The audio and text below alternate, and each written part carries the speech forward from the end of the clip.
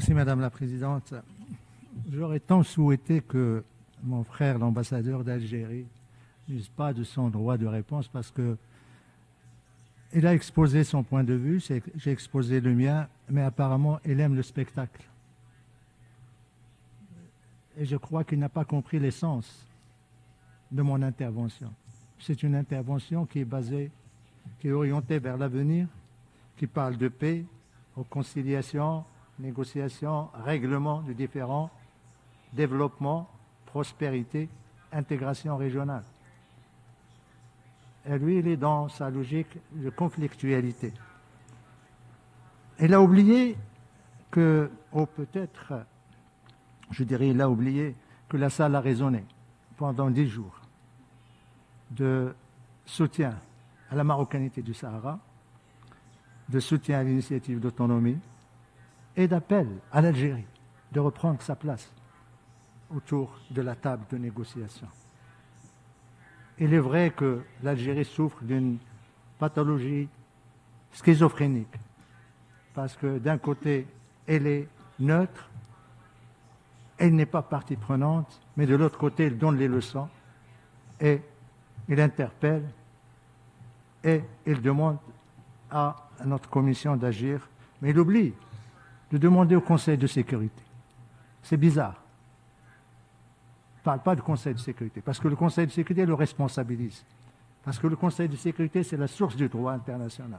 Parce que le Conseil de sécurité, c'est celui qui négocie et qui mandate l'envoyé personnel pour trouver une solution. Mais malheureusement, l'Algérie, comme d'habitude, fait abstraction de cela. Comme ici, il n'entend pas les échos des interventions que nous avons eues aujourd'hui. Madame la Présidente, l'ordre du jour de notre commission, elle est composée de 5 points et plusieurs sous-points. Il y a la question de la Palestine, le Liban, les territoires arabes occupés. Et mon frère, l'ambassadeur d'Algérie, s'obstine chaque fois, ce n'est pas la première fois, s'obstine depuis pratiquement 50 ans à n'aborder que la question du Sahara ici. Où est le rôle de l'Algérie dans les autres?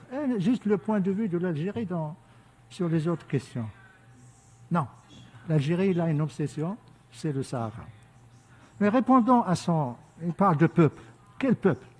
Il n'y a pas de peuple sahraoui. Il y a des populations sahraouies.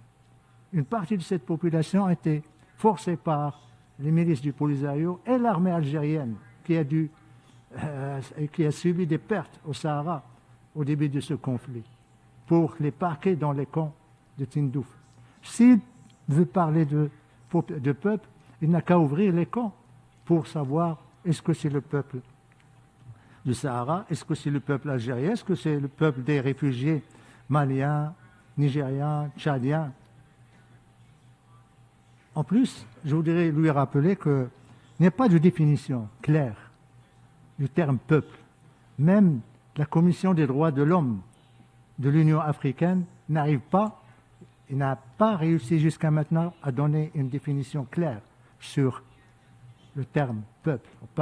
Tantôt les gens parlent de peuple, tantôt parlent de population. Peu importe, c'est juste pour lui dire qu'il y a des populations au Maroc, il y a des réfugiés en Algérie. En ce qui concerne l'autodétermination, il est tellement obnubilé par le Maroc qu'il oublie de lire l'initiative d'autonomie. Je crois qu'il y a une sensibilité à l'égard de l'initiative d'autonomie. L'initiative d'autonomie prévoit la consultation populaire au terme des négociations. S'il veut savoir si le peuple, la population du Sahara marocain est d'accord, dans les camps également, trouvons un accord, trouvons une solution politique, comme le préconise le Conseil de sécurité, qui puisse être consensuel, durable, pragmatique et basé sur le compromis. C'est uniquement grâce à la négociation, grâce aux tables rondes, grâce à la responsabilisation des 4 parties que cette région pourra trouver la paix, la stabilité.